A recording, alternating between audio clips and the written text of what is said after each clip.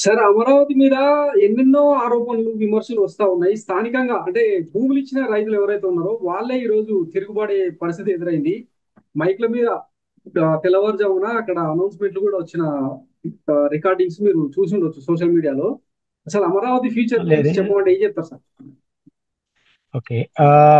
ఏదో దండోరా అన్నారు, ఇంకోటి అన్నారు. అదేం నేను ఇంతవరకు ఏం చూడలేదండి.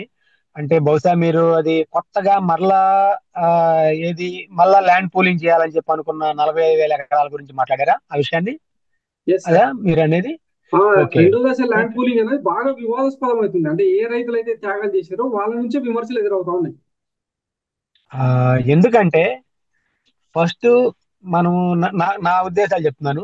ఆ, నేను అమరావతి అన్నప్పుడు మొట్టమొదటిగా ఓకే, మనకి హైదరాబాద్ తర్వాత ఒక మంచి సిటీ డెవలప్ అవుతుంది. అలాగే ఒక ప్యారల్ గా ఇండియా కూడా ఒక కొత్త సిటీ రాబోతుంది.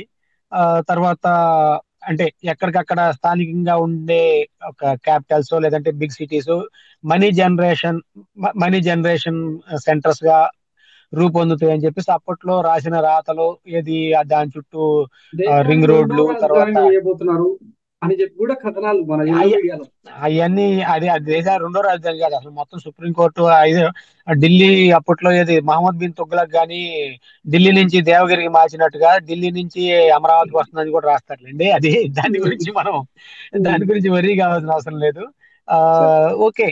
ఒక కొత్త ప్రాంతం ఏర్పడుతుంది, ఒక కొత్త రాజధాని. తర్వాత అందులో అంతకుముందు చెన్నైలో ఉండేది ఫస్ట్. అక్కడ దంతే కర్నూలుకి, కర్నూలులో దంతే హైదరాబాద్ కి, హైదరాబాద్ లో దంతే ఇలా ప్రతిసారి ఎక్కడో చోట అందించుకొని బయట పడుతున్నారు. ఇది కాదు ఇక సొంత రాజధాని ఏర్పడిద్దేమో అని చెప్పి అనుకున్నాను. ఉమ్. అది యాక్చువల్ గా ఏ తిరుపతి దగ్గర లేదంటే ఆ ఇంకా శివరామకృష్ణ చెప్పాలంటే అంటేనేమో దోనకొండ, గుంటూరు అండ్ విజయవాడ మధ్య దోనకొండలో. యా లాజికల్ గా జాగ్రఫికల్ గా డెమోగ్రాఫికల్ గా that could be A better place. ఎందుకంటే అక్కడికి ఒక చిన్న అప్పట్లో ఉన్న ఎయిర్ స్ట్రిప్ ఉండేది. ఒక బ్రిటిష్ వాళ్ళు రెండో ప్రపంచ యుద్ధంలో ఏర్పాటు చేసిన ఎయిర్ స్ట్రిప్ ఉంది. దగ్గరలో కృష్ణా నది నుంచి వాటర్ తీసుకురావచ్చు, కావాల్సినంత విస్తారమైన ల్యాండ్ ఉంది, దగ్గరలో మైన్స్ ఉన్నాయి, ఫ్రీ ల్యాండ్స్ చాలా తక్కువ ప్రైస్ కి.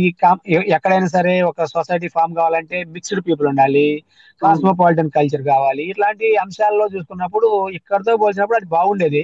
ఓకే, అమరావతి అయినా సరే బాగుంటది నేను అనుకోవటం. ఏ గుంటూరు విజయవాడ తెనాలి అప్పట్లోనే అది ఆ, ఉడా ఒకటి ఉండేది. ఇది గుంటూరు విజయవాడ తెనాలి మూడు కలిపేసి అర్బన్ డెవలప్మెంట్ అథారిటీ అని ఒకటి ఉండేది. ఉమ్, అలాగా ఆ రీజియన్ ఏర్పడితే మూడు కలిపి ఒక పెద్ద సిటీ ఫామ్ అయితే అది హైదరాబాద్ సికింద్రాబాద్ లాగా లేదంటే ఇంకా పెద్ద భువనేశ్వర్ కటక్ లాగా ఉమ్. ఇలా పెద్ద సిటీ అయ్యే మార్గం నదికి అటు ఇటు మంచి మంచి పొజిషన్ లో ఉండేది అని చెప్పి అనుకున్నానండి. నేను ఓకే ఆశపడ్డాను. సార్. కానీ అటు నూజివీడు అన్నారు, ఇటు అక్కడ అన్నాడు, ఇక్కడ అన్నారు, అన్ని తీసుకెళ్లేసి చివరికి ఆ ఒక కృష్ణానది ఫ్లడ్ ప్లేన్స్. మీకు జాగ్రఫీ చదివి ఉంటే అందులో ఈ పదం ఉంటారు అనమాట. ఒకసారి మీరు నెక్స్ట్ టైం సెర్చ్ చేయండి. ఫ్లడ్ ప్లేన్స్ ఉమ్, అంటే వరద వచ్చినప్పుడు ఆ వరద వచ్చిన తర్వాత కొంతసేపు తర్వాత చిన్న చిన్న కుంటలుగా కాకుండా కొంచెం పెద్దగా ఉండే ఒక చిన్న చిన్న లేక్స్ గా ఫామ్ అయ్యి ఉమ్. ఆ ఆ ఏదైతే వాటిని ఫ్లడ్ అంటే వరద కదా, ఆ వరద జలాలు నిలబడ్డ ప్లేస్ ని ఫ్లడ్ ప్లేన్స్ అంటాం. ఓకే. ఇప్పుడు నాకు తెలిసి చంద్రబాబు గారు ప్రకటించిన దగ్గర నుంచి అది ఇప్పటికి ఫ్లడ్ ప్లేన్ లాగే మిగిలిందని అనుమానం ఇప్పటికి. ఎందుకంటే ప్రతిసారి నీళ్లు తోడటానికే ఆ, డ- డబ్బులు ఖర్చు పెట్టాల్సి వస్తుంది. దాని కన్స్ట్రక్షన్ ముందుకు సాగుతున్నట్టు అనిపించట్లేదు.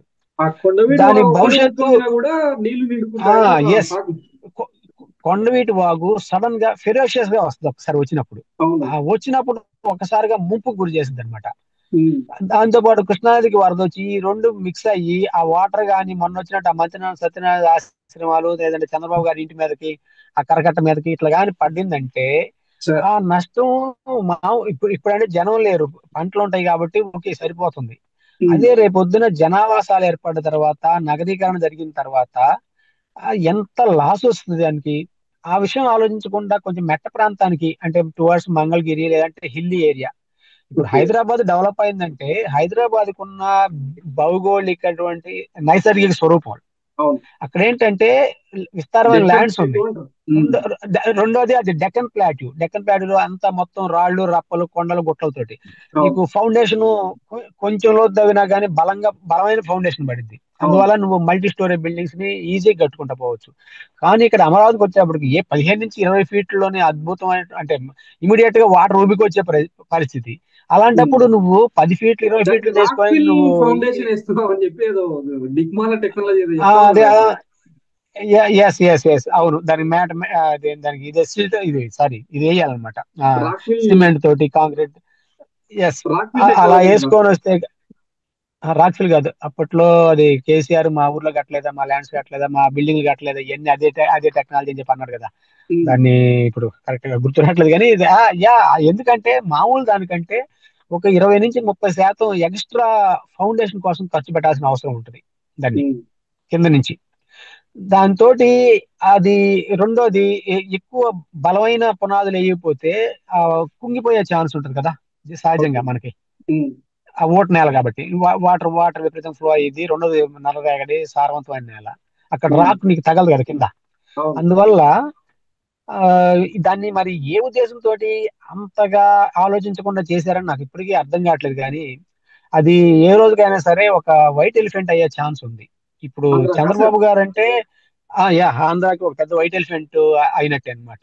ఉమ్, ఇప్పుడు చంద్రబాబు గారు మరి ఏం ఆలోచించారో అర్థం కాలేదు. ఇప్పుడు జగన్ లాంటి వాళ్ళు అయితేనేమో అది ఎప్పటికీ కట్టలేమని ఒకటే మాట స్ట్రైట్, రెండు మెరమచ్చి మాటలు చెప్పుకుంటా దాన్ని మేనేజ్ చేయలేరు. ఉమ్, ఆ ఆ టాలెంట్ వైసీపీకి లేదు. ఓకే. రెండోది తనకు జరిగిన అవమానాలు, ఆ ఏరియాలో ఆ పసుపు నీళ్లు పోయటాలు, ఆయన అవును. పోయి నడిచిన రోడ్డు మీద, తర్వాత అది ఆ, అన్- బాగా అంటే వాళ్ళు ప్రవర్తించిన విధానాలు ఈ నచ్చకో లేకపోతే ఏదో సంథింగ్ ఒక విధమైనటువంటి వేరే దానికి దారి తీసింది. కానీ చంద్రబాబు గారు కూడా ఈ విధంగా ఆయన జీవితాంతం ఇలాగే మరమచ్చు మాటలతోటి మభ్య పెట్టాల్సిందే. ఎందుకంటే మనం చూసినప్పుడు మీరైనా నేనైనా ఆలోచిస్తే అక్కడ ఈ విధంగా కన్స్ట్రక్షన్ పార్ట్ ఆ ప్రాబ్లమ్. ఫ్లడ్స్ అయితే ఎప్పటికప్పుడు పలకరిస్తూ ఉంటాయి. తర్వాత సారవంతమైన భూమి అనేది ఇంక అందరూ ఇప్పుడు దాకా పర్యావరణవేత్తలు అందరూ ఎంతో మంది మొత్తుకున్నారు. తర్వాత ఈ ఫ్లడ్ ప్లేన్స్ ఏర్పడుతున్నాయి. తర్వాత ఈ టవర్స్ రివర్స్ ఇవన్నీ కట్టిన తర్వాత కూడా అక్కడ నేను అంత పెద్దగా డెవలప్ అయిద్దని చెప్పేసి అని అంటే అనుమానం కొంచెం. ఎలా అంటే ఆ కాస్మోపాలిటన్ కల్చర్ అనేది అక్కడ కొంచెం తక్కువ అనిపిస్తుంది. ఇప్పుడు చుట్టుముట్టు హైదరాబాద్ కానీ అంటే Mumbai, zero point Hyderabad five కానీ టీఎంసీ 0.01 0.03 టీఎంసీలతో 4-5 రిజర్వాయర్లు కడతామని చెప్పి మనం నారాయణ గారు అనౌన్స్ చేశారు సార్. అందుకే వైట్ ఎలిఫెంట్ ఉంది. అందుకే ఎందుకంటే ఇప్పుడు ఉన్నదాన్ని ఏదైనా ఇప్పుడు గుంటూరునో విజయవాడనో లేదంటే తెనాలి ఈ మూడింటిని కలిపేసి ఈ మధ్యలో కానీ కట్టి ఉంటే అన్ని కలిసేయి ఒక పెద్ద విస్తృతమైన నగరం ఏర్పడేది ముందే. 50 లక్షల నుంచి కోటికి జనాభా ఈజీగా చేరేది. తను చెప్పే మాటలన్నిటికీ కాస్త కూస్తో వాస్తవిక రూపం దాల్చే అవకాశం ఉండేది. అలా సార్. కాకుండా తీసుకెళ్లేసి ఒక సిటీ కట్టడం అనేది బేస్ నుంచి మొదలు పెడతానని చెప్పి అనే మాట అయ్యేది కాదు. అది అది ఓకే. కాలక్రమేణా ఒక 30 ఇయర్స్ 40 ఇయర్స్ 50 ఇయర్స్ స్పాన్ లో దానికి సంబంధించి వచ్చే ఆ, ఏది పరిశ్రమలు కావచ్చు, లేదంటే వేరే వేరే టెక్నాలజీ పార్కులు కావచ్చు, లేదంటే ఇండస్ట్రీస్ కావచ్చు, లేదంటే బిజినెస్ పార్కులు కావచ్చు, హోటల్స్ కావచ్చు, హాస్పిటాలిటీ ఇండస్ట్రీస్, హాస్పిటల్స్ ఇట్లా ఏర్పాటైతే వాటి చుట్టూ ఎదిగే ఆ క్రమం వేరు. అది ఉమ్, నువ్వు కొంతవరకు ప్లానింగ్ ఇచ్చేసి దాని తర్వాత మీరు డెవలప్ చేయమని చెప్పి ప్రైవేట్ వాళ్ళకి అప్పచెప్పుంటే దాన్ని అది ఎవరి కాల్ డెవలప్ చేసుకునే విధంగా ఉండాలి. రెండోది దాన్ని అందరికి యాక్సెసిబుల్ చేయాలి, అందరికి అందుబాటు ధరల్లో ఉండాలి. ఇప్పుడు ముంబై అయినా హైదరాబాద్ అయినా ఇంకా ఏదన్నా అదర్ సిటీస్ డెవలప్ అయినాయి అంటే అవి ఎవరు ఒకరి కృషితోటే డెవలప్ కావు. ఎలా అంటే ఇప్పుడు హైదరాబాద్ లో చూస్తే మీరు నార్త్ ఇండియన్స్, అది ఏది అప్పట్లో నిజాముల్ ముల్క్ వచ్చినప్పుడు ఢిల్లీ నుంచి ఉమ్, ఆ టైంలో తను పర్షియన్ అనుకుంటాను. ఆ టైంలో అక్కడి నుంచి వచ్చినప్పుడు తనతో పాటు ఈ రాజస్థాన్ నుంచి గుజరాత్ నుంచి వాటిలో సైన్యాలు ఇప్పుడు రాజోడ్లని తర్వాత వీళ్ళు ఎక్కువ గుడుంబ తయారయ్యే ఏరియా ఏంటి హైదరాబాద్ లో. ఆ ఒక ఫేమస్ ఏరియా ఉంది కదా గుడుంబ తయారయ్యేది, తప్పాజిపుత్ర పోలీస్ స్టేషన్ దగ్గరలో. ఆమ్, ధూల్పేట్. Yes yes. ధూల్పేట్ గాని ఇప్పుడు ఈ రాజా సింగ్ గెలిచే గోషామహల్ ఈ ఏరియా ఎంత చూసుకుంటే ఇప్పుడు అప్పట్లో వచ్చి సెటిల్ అయినటువంటి నార్త్ ఇండియన్స్ ఎక్కువ ఉంటారు అక్కడ. ఓకే. అలాగే కొన్ని కొన్ని ప్యాకేజ్ తీసుకుంటే మన ఆంధ్ర నుంచి, కొన్ని ప్యాకేజ్ తీసుకుంటే తమిళనాడు కేరళ నుంచి, అలాగే నార్త్ ఇండియా నుంచి ఆఫీసర్స్ కాలనీస్ ఫామ్ ఘాట్ ఇలా అన్ని వాటంతటా అవి విస్తరిస్తా పోయినాయి. అవును. అంతేగాని నేను ఇక్కడ కట్టం మొదలు పెడుతున్నాను, ఇదేమన్నా కంప్యూటర్ డిజైన్ గ్రాఫిక్స్ దాంట్లో మామూలుగా అప్పటికప్పుడు వేసేసి ఇది వచ్చేసి ఆ బిల్డింగ్ పక్కన బిల్డింగ్ కాపీ చేసుకొని దాన్ని పేస్ట్ చేసుకొని అసలు చేంజ్ ఏ చేసుకుంటా పోయేదానికి ధైర్యంతో చెప్తున్నారు ఇది సార్ అయ్యేది 3 కాదు కదా. నెలల్లో రాజధాని నిర్మాణం పూర్తి చేస్తామని? అంటే ఏమేం కడతారు, ఏమేం కట్టొచ్చు? ఏముంటాయి ఈ అసెంబ్లీ తర్వాత ఈ అందరికి క్వార్టర్స్, తర్వాత ఈ ఐఏఎస్ ఆఫీసర్కి, సెక్రటరీస్ కి, తర్వాత కొంతమంది ఎంప్లాయీస్ కి కొన్ని బిల్డింగ్స్ ఇలాంటివి ఏమైనా కడతారేమో, అవి అక్కడ ఎప్పుడు ఉంటారని కూడా నాకు. చేయకూడదంటే ఇప్పుడు నారాయణ గారు చెప్పినట్టు ఆ, కృష్ణాయపాలెం రిజర్వాయర్, శాఖమూరు రిజర్వాయర్, తర్వాత నీరుగొండ రిజర్వాయర్, ఇట్లా నాలుగో ఐదో రిజర్వాయర్ నిర్మించాలి. వీటికి ఎంత టైం పట్టాలి? ఆ సర్వేలు ఆ ఎప్పుడు జరగాలి? రిజర్వాయర్, ఇవన్నీ ఎప్పుడు తతంగం అయ్యేది? అందుకే అంది ఇప్పటికే 60,000 కోట్ల రూపాయలకి, ఎంత 70,000 కోట్ల రూపాయలకు పనులు అప్పు చెప్పామని చెప్పి అంటున్నారు. ఇవన్నీ వాళ్ళు కట్టుకుంటానే ఉంటారు, ఈ కాంట్రాక్టర్లు లబ్ధి పొందుతానే ఉంటారు, వాళ్ళ దగ్గర కమిషన్ తీసుకుని పార్టీ లీడర్స్ లబ్ధి పొందుతూనే ఉంటారు. ఇది ఎలా ఇది ఒక ప్రాసెస్ లాగా జరుగుతూనే ఉంటది. అంత అవుతుంది, ఇంత అవుతుంది, అంత అన్నాడు, ఇంత అన్నాడు గంగరాజు అని చెప్పేసి మనకేదో పాట ఉంటది కదా, ఆ, అది అలాగే ఉంటది. రెండోది, కాస్మోపాలిటన్ కల్చర్ లేదని చెప్పి ఎలా అనగలుగుతున్నా అంటే, ఇప్పుడు రాయలసీమ తోటి సాంస్కృతికంగా అంత అటాచ్మెంట్ ఇక్కడ ఈ ఏరియాతో లేదు. అలాగే లేదంటారు. ఉత్తరాంధ్రకి లేదు. ఓకే. ఈ ఏరియాలో ఇదంతా ఏంటంటే ఒక కమ్యూనల్ బేస్డ్ గా కొంత, వీళ్ళు ఏంటంటే 1970s 60s ఆ ప్రాంతంలోనే అమెరికాలు ఇవన్నీ చూసి వచ్చిన వాళ్ళు, డబ్బులు చూసి వచ్చిన వాళ్ళు. ఉమ్, జనాలకి విలువిచ్చే తత్వం అక్కడ లేనట్టు అనిపిస్తుంది. ఓకే. అసలు ఇవి ఎందుకు చంద్రబాబు గారే అన్నారు, రెంట్లకి ఇల్లు అద్దెకి అంటున్నారంట, ఇట్లయితే ఎట్లా డెవలప్ అయింది అని చెప్పేసి గతంలో బోర్మని కొంచెం ఆయన అసంతృప్తిని వ్యక్తం చేసిన రోజులు కూడా ఉన్నాయి. ఏది ఓకే. ఇక్కడ ఈ ఏరియాలో.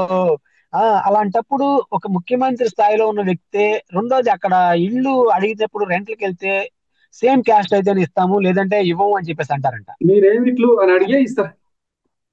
ముందు అసలు ఆంధ్రాలో ఆ రీజియన్ గుంటూరు కృష్ణా జిల్లాల్లో దాదాపు ప్రతి ప్రతి క్యాస్ట్ కి ఒక కాలేజ్ ఉంటుంది, ప్రతి క్యాస్ట్ కి ఒక హాస్టల్ ఉంటుంది.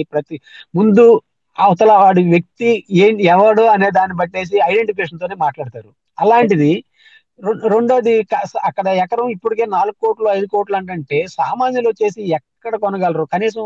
నేను ఒకే ఒకసారి చూసాను, నాకు అంతా అన్ని గ్రామాలు నేను తిరగలేదు కానీ జస్ట్ సార్. హైకోర్టు దాకా అలా వెళ్ళొచ్చాను అనమాట మొన్న వచ్చినప్పుడు. ఓకే. వెళ్ళి చూస్తే ఆ దారిలో ఒకటే సింగిల్ రోడ్ ఉంది, ఒక కట్ట మీద పెద్ద ఎత్తుగా. అదేదో సీడ్ యాక్సెస్ సీడ్ రోడ్ అని యాక్సెస్ చెప్పేసి రోడ్. ఇంకోటి అదేదో కడతున్నాం అని చెప్పేసి అది పార్షియల్ గా ఫినిష్ అయింది.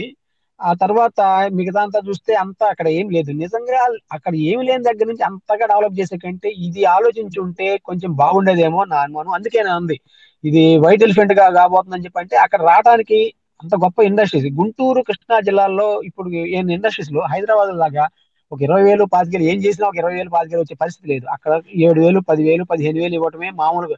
ఇది మిర్చి యార్డులోనో, లేదంటే టొబాకో బోర్డులోనో, కాటన్ ఈ పత్తి మార్కెట్లోనో, లేకపోతే వేర్ హౌస్లోనో, ఇట్లాంటి ఈ జాబ్లే ఉన్నాయి తప్ప ఇప్పటికీ ఒక మంచి ఇండస్ట్రీస్ ఉన్నాయి, బల్క్ గా జాబులు క్రియేట్ చేస్తాము అనేది ఎక్కడ లేదు అక్కడ. ఓకే. అదొకటి. రెండోది, మేజర్ నా ప్రాబ్లం ఏంటంటే కాస్మోపాలిటన్ కల్చర్, అందరిని కలుపుకోవడం. అరే రండి, ఉమ్, అరే ఇప్పుడు సినిమాలకి, హీరోలకి, లేదంటే పార్టీలకి వీటి గురించి రోజు పొద్దుస్తమానం డిస్కషన్ చేసుకుని కొట్టుకునే పనికిమాలిన బ్యాచ్ ఉంటది కానీ, ఉమ్, అరే మనందరం ఒక ఊళ్ళో పెరుగుతున్నామే, ఒక చోట పెరుగుతున్నాం, అది ఏ క్యాస్ట్ అని కావచ్చు, ఎవడైనా కావచ్చు, ఎవడికి ఇష్టం వచ్చిందో వాడు ఓటేసుకోండి, ఎవడు ఇష్టం వచ్చిన హీరోని వాళ్ళు చూసుకోండి అని చెప్పేసి, వీళ్ళందరూ కాదు, రియాలిటీ ఇది కాదు, నా పక్కనోడే మనకి మనకి ఏ రోజైనా హెల్ప్ చేస్తాడు, మన పక్కన్న వాళ్ళని మనం ఆ ఏది అందరితోటి సమైక్యంగా, తర్వాత ఫ్రెండ్షిప్ తోటి ఇట్లా ఉండాలని చెప్పేసి అనే నేచర్ లేదు అక్కడ. ఓకే. నేను నేను నేను నాది ఆ ప్రాంతమే. నాకు అదే అసంతృప్తి అనమాట.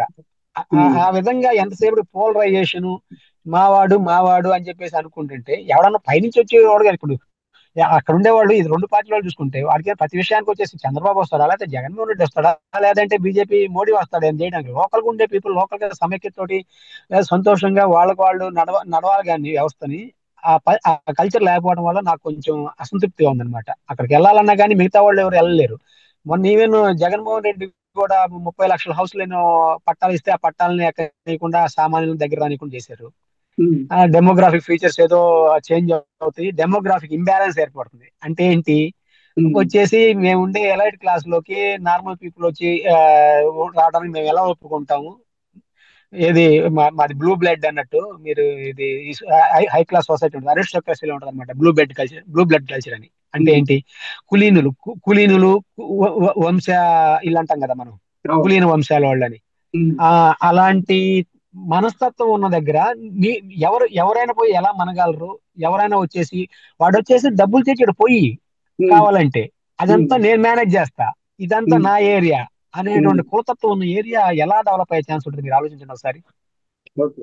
రీసెంట్ గా ఫస్ట్ జగన్మోహన్ రెడ్డి గారు ఇంకోటి సాయర్ల ఇంకోటి సార్. ఒక్క నిమిషం ఇంకో పాయింట్ ఒకటి తట్టింది నాకు ఇప్పుడు. ఇంకోటి, గత గవర్నమెంట్ ఏర్పడింది 14 నెలలు అయిన దగ్గర నుంచి రాష్ట్రం అంతా ఆడ కొట్టడం ఏను కొట్టడం, ఆ పార్టీ వాడిని వాళ్ళని హింసించడం, జైల్లో పెట్టడం, పోసానికి కృష్ణమూర్తిని కొట్టడం, లేకపోతే కొమ్మిదేని శ్రీనివాసరావుని కొట్టడం, లేదంటే వలమైన వంశీని కొట్టి జైల్లో వేయటం, లేకపోతే ఇట్లాంటి వీటితోటి డిస్కషన్ జరుగుతుంది. కానీ నిజంగా అభివృద్ధి చేద్దాం అనుకుంటే ఏదో నారా లోకేష్ అయినా, నారా చంద్రబాబు గారు అయినా, లేదంటే ప్రభుత్వంలో ఉన్న మిగతా వాళ్ళైనా ఏం ఆలోచించాలి? అరే భయ్, ఏదైనా ముందు అసలు మిగతా పాత విషయాలన్నీ పాతయి. ఒకవేళ ఈవెన్ నువ్వు నా శత్రువు అయినా పర్లేదు పాత రోజుల్లో, ఇప్పుడు కాదు. మనందరం ఒకటి, మన అమరావతిని డెవలప్ చేసుకుందాం, లేదంటే మన వైజాగ్ని డెవలప్ చేసుకుందాం, మన తిరుపతిని డెవలప్ చేసుకుందాం, మన కర్నూలు డెవలప్ చేసుకుందాం, అక్కడెక్కడ మనం ఇలాంటి ఇండస్ట్రీస్ పెట్టుకుందాం, ఏం కావాలి మీకు అని చెప్పేసి అని వెల్కమింగ్ వెల్కమింగ్ సిచ్యువేషన్ క్రియేట్ చేయట్లా, ఇన్వైట్ చేయట్లా, అవును. తరుగుతున్నారు. ఏది అధికార బలంతో, అధికార మదంతో పోలీసుల్ని తర్వాత అందరిని ఉపయోగించుకొని అందిన కాడికి అందినట్టు దోచుకుంటున్నారు. ఇంకెప్పుడు అవకాశం దొరకదేమో అన్నట్టు. మన ఉమ్. గెలిపే అనైతికమేమో అని చెప్పి అనే అనుమానం వచ్చే విధంగా ప్రజల్లో అసలు ఎక్కడ దొరికితే అక్కడ డైరెక్ట్ వార్నింగ్లు, కమిషన్లు, పర్సంటేజెస్, లిక్కర్ వ్యవహారాలు అంతే, ఇసుక మాఫియాలు అంతే, మట్టి మాఫియాలు అంతే. ఇక ఏది చూసినా ఈ విధంగా చేస్తుంటే నీకు అమరావతి గురించి ఆలోచించే అవకాశం ఎవరికి ఉందండి కేవీఆర్ గారు? Yes sir. నిజంగా వీళ్ళకి కానీ ఏదన్నా కాస్త కూస్తో జ్ఞానం ఉండుంటే అందరు రండి అని చెప్పేసి ఈవెన్ అపోజిషన్ పార్టీ వాళ్ళని దగ్గర తీసుకుంటే తన వాళ్ళు ఎలాగో వస్తారు. ఉమ్. అందరు చేస్తేనే కదా ఇప్పుడు అవును. నువ్వు డెవలప్ అయ్యేది ఒక సిటీని. అవును. నువ్వేదో పెద్ద కలగనేసి ఇంత పెద్ద డ్రీమ్ సిటీ కట్టబోతున్నాను నేను అని చెప్పేసి మీరంతా తెచ్చి డబ్బులు ఇక్కడ పోయింది కానీ తన్ని తరిమేస్తామని చెప్పి అన్నట్టుగానేమో బిహేవియర్ ఉంటే ఎలా వస్తారు చెప్పండి? కేతిరెడ్డి పెద్ద వెంకటరామరెడ్డి లాంటి వాళ్ళేమో అక్కడ అదేమి స్పోర్ట్స్ సిటీ, ఏఐ సిటీ కాదు అక్కడ నిర్మాణం అయ్యేది, స్మార్ట్ సిటీ, గ్రీన్ సిటీ కాదు, ఆక్వా సిటీ అని చెప్పి ఒక సర్కాస్టిక్ స్టేట్మెంట్ కూడా ఇచ్చారు. ఆ, అదే ఆ ఫ్లడ్ ప్లేన్స్, ఈ రిజర్వాయర్స్, వీటిలో మాట్లాడితే వచ్చే వరదలతోటి ఆ ప్రాంతం ఎప్పటికప్పుడు మునిగిపోయిందంటే మాత్రం మరి అదే అయింది. అన్ని ఉమ్. సిటీలు పోయి ఒకటే ఆక్వా సిటీ ఒకటే మిగిలిద్ది. లేదా ఉమ్. ఇది మన చేపల చెరువులు లేదంటే ఆక్వా కల్చర్ పెరగడానికి మంచి ఛాన్స్ ఉంటుంది కాబట్టి అందుకని ఆక్వా సిటీ అని ఉంటాడేమో. సార్, చేపల ఈ పెంపకానికి మంచి అమరావతి అవకాశం. చుట్టూ ఇంత పెద్ద ఎత్తున విమర్శలు, అవినీతికి ఆ, సంబంధించిన స్కాములు ఇవన్నీ ఇంకోటి ఇంకోటి మీరు అన్నారు కదా ఏదో కొత్తగా మళ్ళీ ల్యాండ్ పూలింగ్ కి వీళ్ళు ఏదో ఇవ్వద్దని చెప్పి ల్యాండ్స్ అని చెప్పి దండోరా వేస్తున్నారని. ఉమ్. ఇక్కడ విషయానికి వద్దాం. ఆ దండోరా ఎందుకు వేస్తారు? గతంలో ఇప్పుడు నేను నీకు ఏదైనా ఒక హామీ ఇచ్చి ఇన్ని రోజుల్లో ఇంత డెవలప్ చేస్తాను, నీకు ఇంత లాభం వస్తుందని చెప్పేసి ప్రోగ్రెసివ్ గా అంటే ప్రొజెక్టివ్ గా చూపించాను అనుకోండి. ఆ ఉమ్. ప్రొజెక్షన్ అనేది నేలమట్టం అయిపోయి జీరోలో నిలబడింది. అప్పుడు ఎలాంటి ఫీలింగ్ వస్తుంది మీకు? అవును. అలాగే ఇప్పటికి పాత రైతులకి ఒక్కొక్కరిని మీరు ఒక ఎకరం అమరావతి అక్కడ ఏది హైదరాబాద్ హైటెక్ సిటీ దగ్గర ఎంత అయిందో మీకు అప్పుడు అప్పుడు 5 కోట్లు 10 కోట్లు అయింది, నేను 20 25 50 చేస్తానని చెప్పి అన్నారు. ఉమ్. అంత అయింది అని చెప్పేసి మీ ఇంటి పక్క నుంచి విమానాశ్రయాలు, మీ ఇంటి పక్క నుంచి సిటీలు, మీ ఇంటి పక్కనే అన్ని యూనివర్సిటీలు అన్ని ఉంటాయి అని చెప్పి చెప్పారు. ఉమ్. ఇప్పటికి ఆళ్ళు లేదు సూళ్ళు లేదు అల్లుడి పేరు సోమలింగం టైప్ లో మళ్ళీ అది అందులో ఏమీ చెయ్యకపోగా ఎవరికి వాళ్ళకి మరి నాకు ఐడియా లేదు. ఫస్ట్ లో వాళ్ళకి ఏది 1000 గజాలు 1200 గజాలు 1250 గజాలు సార్ ఎకరానికి. ఎకరానికి అంత ఇచ్చేసి తర్వాత ఆ, వాళ్ళకి మళ్ళా 250 300 గజాలు హౌసింగ్ డెవలప్ చేసిన ఫ్లాట్ ఇస్తామని చెప్పి అన్నారు. అవి అవును. ఇచ్చారో ఇవ్వలేదు, ఎంతవరకు ఇచ్చారో లేదంటే వాడి సరిహద్దును చూపించారో లేదో నాకు డౌట్. ఉమ్. ఇప్పటికి అలాంటిది ఏం జరగలేదు, అసలు ఆ డెవలప్మెంట్ లేదు, సిఆర్డిఎఫ్ ఉన్నోళ్ళ పరిధిలో అడంగల్ ఎత్తేసారంట సార్. అదే ఇవన్నీ ఇంకా ఏముండవు అక్కడ. అంత అంత అంత కన్ఫ్యూజన్ అనమాట. ఉమ్. అక్కడ వాళ్ళకి ఏముంటది నిజానికి మనం ఆలోచించినా గానీ అప్పట్లో ఒక 30,000 ఎకరాలు తీసుకుంటే కూడా ఉమ్. జనరల్ గా ఏదైనా ఒక సిటీ డెవలప్మెంట్ లేదంటే ఇంకోటి అన్నప్పుడు 25% రోడ్లకు ఇవ్వాలి, 20 నుంచి 25%. అవును. ఈవెన్ ఒక ఎకరం తీసుకున్నా గానీ ఏది డెవలప్మెంట్ చేసేవాడు. ఆ తర్వాత అందులోంచి వీళ్ళకి ఫ్లాట్ 1250 గజాలు ఇస్తున్నాడు. ఉమ్. అంటే ఇప్పుడు 25% అది 25% ఇది పోయింది. ఎకరానికి దాదాపు ఎంత 4,500 గజాలు ఉంటుందా, 5,000 గజాలు ఎంత ఉంటుంది అనుకుంటా. ఓకే. దగ్గర దగ్గర ఉమ్. 4,500 4,900 గజాలు ఉంటుంది అనుకుంటా చదరపు గజాలు. ఉమ్. అందులో 25% దీనికి ఇవ్వగా 25% రైతుకి ఇవ్వగా తర్వాత డెవలప్మెంట్లు ఇవన్నీ చేసినందుకు ఖర్చు, ఇన్ఫ్రాస్ట్రక్చర్ డెవలప్మెంట్ ఇవన్నీ చేయగా చివరికి మిగిలేదు గవర్నమెంట్ 25%. అంటే ఒక ఎకరం తీసుకుంటే నీకు అందులో 1250 గజాల నుంచి 1000 నుంచి 1250 గజాలు మిగిలింది. అంటే నేను ఓకే. అనుకోవడం రఫ్ గా నా అంచనా ఏంటంటే ఇప్పుడు 30,000 ఎకరాలు 33,000 ఎకరాలు తీసుకున్నారు. అందులో ఉమ్. ఈ విధంగా అన్నిటికీ కేటాయించగా అన్ని అయిపోగా ప్రభుత్వం చేతిలో ఉండి అమ్ముకోవడానికి వచ్చేది 1/4 అందులో ఎంత ఉంటది? ఇక నీకు 4-5 వేల ఎకరాలు కూడా మిగలదు. సో 8,000 ఎకరాలు ఇట్లా అమ్మేస్తే మొత్తం ప్రపంచ బ్యాంక్ ఎనిమిది వ్యవస్థకు కూడా కాదు. ఇదే. ఎనిమిది వేలు కూడా రాదు. ఎందుకంటే మళ్ళీ వాటిలోంచి డెవలప్డ్ ఫ్లాట్ ఒక 30-300 గజాలు ఎంత ఇవ్వాలి. తర్వాత ఇంకా వేరే వేరే ఇండస్ట్రీస్ కి వాటికి వీటికి పెట్టడానికి వాళ్ళకి ఎంత ఇవ్వాలి. చివరికి అమ్ముకోవడానికి సొంతగా గవర్నమెంట్ కి 4,000 ఎకరాలు వచ్చి మిగిలిద్దో, 5,000 ఎకరాలు మిగిలిద్దో ఫైనల్ గా. ఉమ్, దాంతో అనుకున్నట్టుగా ఇది 25 కోట్లు 50 కోట్లు అయితే ఒకటేమో సామాజిక ఇంబ్యాలెన్స్ వచ్చింది. అక్కడ ఎవడు కొనలేడు, సామాన్యులు ఎంటర్ కాలేదు. ఒకవేళ ఉమ్. అమ్మకపోతే గవర్నమెంట్ కి లాసు వరల్డ్ చెప్పిన బ్యాంకు దానికి.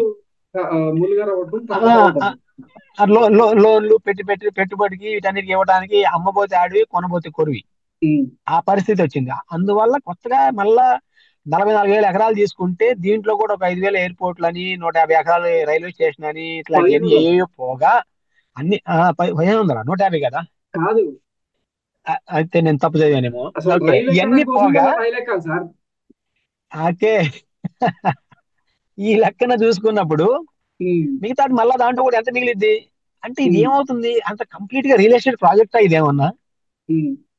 దీని మీద అలాంటప్పుడు అది చాలా విమర్శలు ఉన్నాయి సార్. అసలు భూమి మీదనే ఇంత పెద్ద ఎత్తున అవినీతికి కారణమైన కేంద్ర బిందువు అయిన ఈ అమరావతి మీద ఇప్పటికీ కేంద్ర ప్రభుత్వ సంస్థలు కానీ కేంద్ర ప్రభుత్వం కానీ ఏది ఫోకస్ చేయట్లేదు. ఈ మధ్య ఖజానా పరిరక్షణ ఛాలెంజ్ అని చెప్పి ఒక ఉద్యమం కూడా నడుస్తా ఉంది. పోస్ట్ కార్డ్స్ ఉద్యమం. ఎవరు అవునా? మాట్లాడట్లేదు ఎందుకు? ఓకే. ఎవరంటే ఇప్పుడు ఇది నేను అనుకోవటం, అమరావతి ఆ పరిసర ప్రాంతాలు మొత్తం ఆ 29 గ్రామాల ప్రజల సమస్యగా చేసుకున్నారు అంతే తప్ప రాష్ట్ర సమస్యగా చేయలే. ఓకే. మిగతా వాడు వచ్చి స్పందించి అమరావతికి ఏదో తలావు చెయ్యేద్దాం అని చెప్పేసి అని, ఇంకా అమరావతి వల్ల పడే బడ్డనే రాష్ట్ర ప్రజలంతా మోయాల్సి వచ్చేదని చెప్పేసి అందరిలో అసహనం, అసంతృప్తి, ఆ బాధ వ్యక్తం అవుతున్నాయి అని చెప్పి అనుకుంటాను. అలాంటప్పుడు ఇంకా ఇది అసలుగే మొదటి దానికే మొగుడు లేడు కరదొచ్చి కళ్యాణం కావాలని చెప్పి అని చెప్పేసి ఏదో సామెత ఉంటది కదా. ఉమ్. ఇప్పుడు ఫస్ట్ వాళ్ళకి ఇచ్చిన వాళ్ళకి ఈ రైతులకి వాళ్ళని వెళ్ళి మభ్య పెట్టి అంత ఇది ఇంత ఇది అని చెప్పి అన్నదానికి ఏమీ దిక్కు లేదు. ఇంకా మళ్ళా పోయి 44,000 ఎకరాలు అంటే ఇది అంతకంటే ఇంకా పెద్ద ఫార్స్ అయ్యిద్ది అని చెప్పేసి అని ఆ బాధతోటి ఆ దండోరాలు వేస్తున్నారేమో అని చెప్పి నా అనుమానం అండి. అది జగన్మోహన్ రెడ్డి గారు కూడా అందువల్ల మొన్న ఒక లాయర్ల మీట్ లో సంచలన ఆరోపణలు చేసింది సార్. ప్రపంచంలో అసలు ఈ భూమి మీద 3,000 4,000 చదరపు మీటర్కు 3-4 వేలకు మించి ఎక్కడ కూడా కన్స్ట్రక్షన్ కాస్ట్ ఉమ్, లేదు. మరి అమరావతిలో ఎట్లాంటి బిల్డింగ్లు కడుతున్నారు, ఎట్లాంటి ప్రపంచ నిర్మాణాలు కడుతున్నారో తెలియదు కానీ 10,000 రూపాయలు ఆ ఛార్జ్ చదరపు అడుక్కి చేస్తున్నారు. చదరపు అడుక్కి మామూలుగా అందులో హైదరాబాద్ 8,000 లాంటి చోట. రూపాయలు మొబిలైజేషన్ అడ్వాన్స్ కింద మళ్ళీ కమిషన్ తీసుకుంటున్నారంట. అబ్బో అబ్బో అబ్బో అబ్బో. అయితే ఇది యాక్చువల్ గా మన హైదరాబాద్ లో చూస్తే నాకు తెలిసిన బిల్డరు ఎంత అయింది అని చెప్పంటే దాదాపు 1600-1800లో పర్ స్క్వేర్ ఫీట్ కడతారు. ఇంకా బాగా మ్యాగ్నిఫిషెంట్ అన్ని హై అండ్ మెటీరియల్ తో కడితే ఇంకో 2,200 అయింది. అసలు ఇంకా అసలు కూడా కావాలంటే బెంగళూరులోనే ఇరవై ఐదు లేదంట వందలు కదా సార్ ఇంత. ఈ రోజు బెంగళూరు అనేది ఒక ఎక్కడ లేదు. Latest city. నే- నే- నే- ఇప్పుడు హైదరాబాద్ అయినా, బెంగళూరు అయినా, ఢిల్లీ అయినా ఎక్కడైనా కన్స్ట్రక్షన్ కాస్ట్ దాదాపు సిమిలర్ గానే ఉంటది. రెండోది అందులో ఇక్కడ పక్కనే ఇసుక ఉంటది. ఇదేది మళ్ళా నీళ్లు మంచిగా ఉన్నాయి అక్కడ. అవును. నీళ్లు ల్యాండ్ ఫ్రీయే, ఫ్రీ. గవర్నమెంట్ ఇసుక ఫ్రీయే, గవర్నమెంట్ నుంచి స్టీల్ ఫ్రీ, అన్ని ఫ్రీయే ఉన్న దగ్గర 10,000 రూపాయలు ఏంటని మరి అందరు ఆశ్చర్యపోతా ఉన్నారు. అంటే ఇది రాష్ట్రాన్ని మభ్యపెట్టేసి, అంటే ఇది దోచుకోవడానికి లేదు దాచుకోవడానికి, లేదంటే ఆ, వాళ్ళు ఎవరైతే మన వాళ్ళు ఉన్నారో గతంలో ఎలక్షన్స్ లో ఖర్చు పెట్టారేమో ఆ ఎలక్షన్ అదంతా పూడ్చడానికి ఆ లోటుని ఇక్కడ పూడుస్తున్నారేమో అని చెప్పి ఇంకా అనుమానించాల్సి వచ్చింది. లేదంటే విరుద్ధంగా, ఏది లోకానికి విరుద్ధంగా చేయకూడదు కదా పనులు. అవును. అందువల్ల మీరు అన్నట్టు 10,000 చదరపు అడుగు కంటే అది ప్రపంచంలో ఎక్కడ ఉండదు అది. ఎందుకంటే ఈవెన్ ఇక్కడ కట్టినా కానీ అంత కాదు. ఓకే. లండన్ లో. ఆ లండన్ లో కట్టినా కానీ అంత కాదు. ఇక్కడ ఇంకా చాలా ఫాస్ట్ గా చెప్పిన టయానికి ఖచ్చితంగా ఇస్తారు అన్నమాట. 3 నెలలు ఇస్తారంటే 3 నెలలు, 6 వారాలు ఇస్తారంటే 6 వారాలు, ఎంత అయితే అంత చెప్పేసి ఉమ్. చేసేస్తారు. ఓకే. అదంతా అందుకే నేను అంది, అమరావతి వైట్ వైట్ ఎలిఫెంట్ అయితేమో మనం అనుకున్న కలల రాజధాని కావట్లేదు.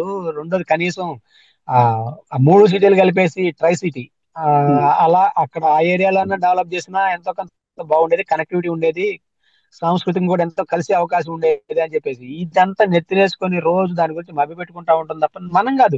చివరికి ఇప్పుడు జనాలు బయట వాళ్ళకి ఎవరికి దాని మీద ఏమి ఇంట్రెస్ట్ లేదు. ఇప్పుడు ఏది అటు అవును. రాయలసీమ వాళ్ళకో లేకపోతే ఇటు ఉత్తరాంధ్ర వాళ్ళకో వీళ్ళు ఎవరో వచ్చేసి ఇక్కడ వచ్చేసి పెట్టుబడులు పెడతారని చెప్పేసి అంతగా ఆశించలేము ఇలాంటి పరిస్థితుల్లో. కనీసం ఇప్పుడు ఏమైందంటే అంత అయింది ఇంత అయింది అని చెప్పి చెప్పుకున్న సొంత మనుషులు, లేదంటే సొంత పార్టీ వ్యక్తులు, వీళ్ళందరూ ప్రపంచంలో ఉండే చంద్రబాబును అభిమానించే వాళ్ళందరూ వచ్చేసి పెట్టుబడులు పెట్టారు. ఉమ్, వాళ్ళు మునిగిపోతారు అనమాట. వాళ్ళు మునిగిపోతారు. అందరికంటే ముందు ఏ రోజైనా సరే చిన్న హోప్ వచ్చింది అని చెప్పని అమ్ముకొని బయటపడే వాళ్ళు వాళ్ళు ముందుంటారు. ఓకే. ఎలాగే ఈ వైసీపీలో బలంగా ఉన్న సౌత్ ఆంధ్ర లేదంటే రాయలసీమ ఇట్లాంటి రీజన్ కానీ ఇలాంటి రీజన్ వాళ్ళు వాళ్ళు ఒక రకమైన నెగేషన్ తో ఉంటారు కదా. అవును. అది మన మ్యాటర్ కాదులే అన్నట్టు. ఉమ్, అమరావతి మనది కాదని చెప్పేసి ఇదంతా బయట నుంచే తీసుకొచ్చి సింగపూర్ వాళ్ళని తీసుకొచ్చి వాళ్ళ డబ్బులే పెట్టాలి అక్కడ. అందువల్ల ఆ విధంగా పెట్టేసి ఆ పని ఏమైనా చేస్తే బెటర్ అది అనుకుందాం.